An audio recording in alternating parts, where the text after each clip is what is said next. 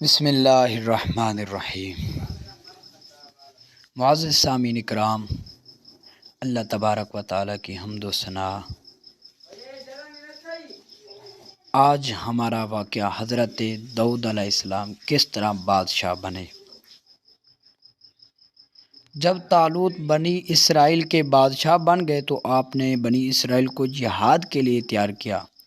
اور ایک کافر بادشاہ جالوت سے جنگ کرنے کے لیے اپنی فوج کو لے کر میدان جنگ میں نکلے۔ جالوت بہت ہی قد آور اور نہایت ہی طاقتور بادشاہ تھا اور اپنے سر پر لوہے کی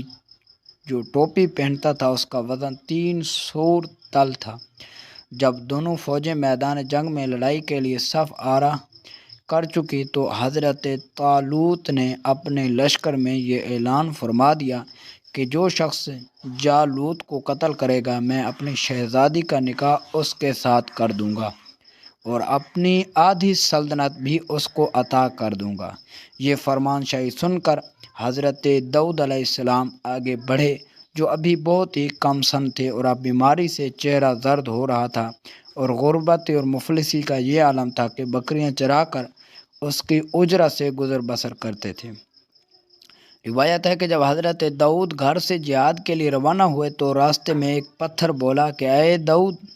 مجھے اٹھا لیجئے کیونکہ میں حضرت موسیٰ کا پتھر ہوں۔ پھر دوسرے پتھر نے آپ کو پکار کر کہا اے حضرت داؤد،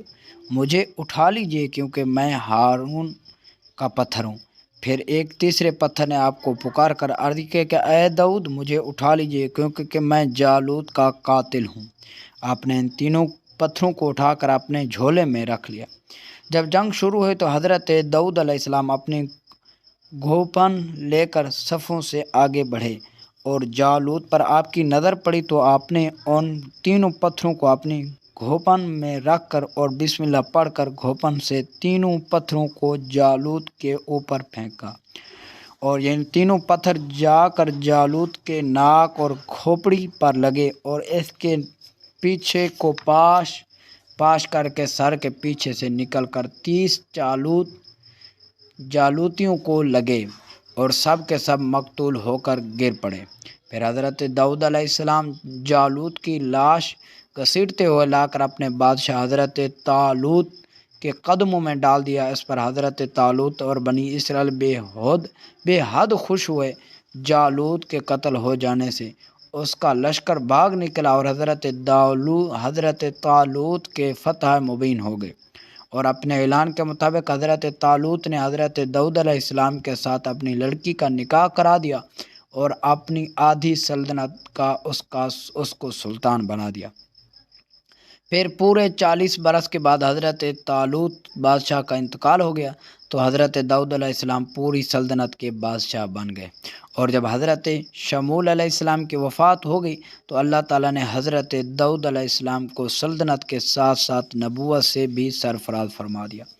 آپ سے پہلے سلطنت اور نبوت دونوں اعزاز ایک ساتھ کسی کو بھی نہیں ملا تھا۔ آپ پہلے ہی شخص ہیں۔ ان دونوں عہدوں پر فائز ہو کر 70 برس تک سلطنت اور نبوت دونوں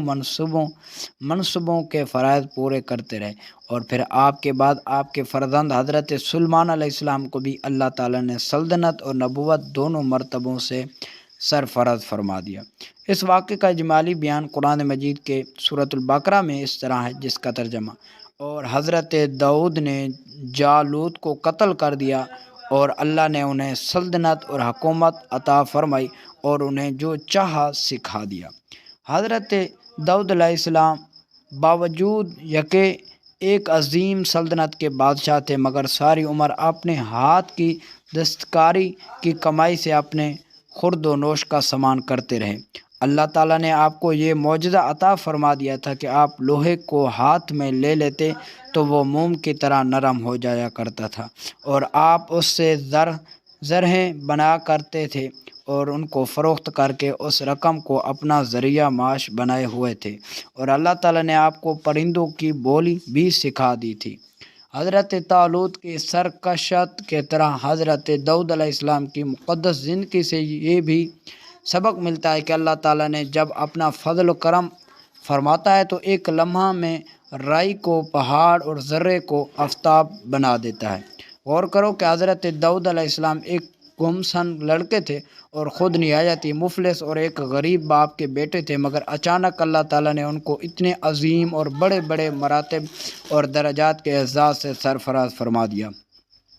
ان کے سر پر تاج شاہی رکھ کر انہیں بادشاہ بنا دیا، اور ایک بادشاہ کے شہزادی ان کے نکاح میں آئی، اور پھر نبوت کا مرتبہ بلند ملا عطا فرما دیا کہ اس سے بڑھ کر انسان کے لیے کوئی بلندی مرتبہ ہو سکتا ہی نہیں۔ پھر اللہ تعالیٰ کی قدرت قاہرہ کا جلوہ دیکھو کہ جالوت جیسے جابر اور طاقتور بادشاہ کا قاتل حضرت داؤد علیہ السلام کو بنا دیا، جو ایک کم سن لڑکے اور بیمار تھے، اور وہ بھی ان کے تینوں پتھروں سے قتل ہوا۔ حالانکہ جالوت کے سامنے ان چھوٹی چھوٹی تین پتھروں کو کیا حقیقت تھی، جبکہ وہ 300 تل وزن کے فولادی ٹوپی پہنے ہوئے تھے، مگر حقیقت تو یہ ہے کہ اللہ تعالیٰ اگر چاہے تو ایک چیونٹی کو ہاتھی پر غالب کر دے، اور اگر اللہ چاہے تو ایک ہاتھی ایک چیونٹی کا کچھ نہیں بگاڑ سکتا۔ آپ نے پہل سن لیا ہے کہ طالوت دبگری یعنی چمڑا پکانے کا پیشہ کرتے تھے یا بکریاں چراتے تھے، اور حضرت داؤد علیہ السلام بھی پہلے بکریاں چرایا کرتے تھے، اور پھر جب اللہ تعالیٰ نے ان کو بادشاہ بنا دیا تو نبوت کے شرف سے بھی سرفراز فرما دیے، تو انہوں نے اپنا ذریعہ معاش زر ہی بنانے کے پیشے کو بنایا۔ اس سے معلوم ہوا کہ رزق حلال طلب کرنے کے لیے کوئی پیشہ اختیار کرنا، خواہ وہ دبرگی ہو یا چرواہی ہو یا لوہاری ہو یا کپڑا بنانا ہو، الغرض کوئی پیشہ ہرگز ذلیل نہیں ہے، نہ ان پیشوں کے ذریعے روزی حاصل کرنے کے لیے کوئی ذلت ہے۔ جو لوگ بنکریوں اور دوسری پیشواروں کو محض ان کی پیشہ کی بنا پر ذلیل اور حقیر سمجھتے ہیں، وہ انتہائی جہلیت اور گمراہی کے گھڑے میں گرے ہوئے ہیں۔ رزق حلال طلب کرنے کے لیے کوئی جائز پیشہ اختیار کرنا یا انبیاء علیہ السلام اور صالحین کا مقدس طریقہ ہے، لہذا ہرگز پیشہ ور مسلمانوں کو حقیر اور ذلیل نہیں شمار کرنا چاہیے، بلکہ حقیقت تو یہ ہے کہ پیشہ ور مسلمان ان لوگوں سے 1000 درجہ بہتر ہیں جو سرکاری نوکریاں اور رشوتوں اور دھوکہ دہی کے ذریعے رقمیں حاصل کر کے اپنا پیٹ پالتے ہیں اور اپنے شریف ہونے کا دعویٰ کرتے ہیں، حالانکہ شرعاً اس سے زیادہ ذلیل کون ہوگا جس کی کمائی حلال نہ ہو یا متشابہ ہو۔ اللہ تعالیٰ ہمیں حضور علیہ السلام اور انبیاء علیہ السلام کی سنت پر عمل کرنے کی توفیق عطا فرمائے۔ اللہ تعالیٰ ہمیں گناہوں سے بچنے کی توفیق عطا فرمائے۔ تمام معزز سامعین اکرام سے گزارش ہے، اگر آپ ہمارے چینل پر نئے ہیں تو حق اسلامک معلومات چینل کو سبسکرائب کر دیں اور ساتھ دیے گئے بیل آئیکن کے بٹن کو بھی پریس کر دیں تاکہ ہماری نئی آنے والی اسلامی ویڈیو آپ تک بر وقت پہنچتی رہے۔ انشاءاللہ اگلی ویڈیو ہم آپ کے لیے جلد لے کر آئیں گے، تب تک اللہ حافظ۔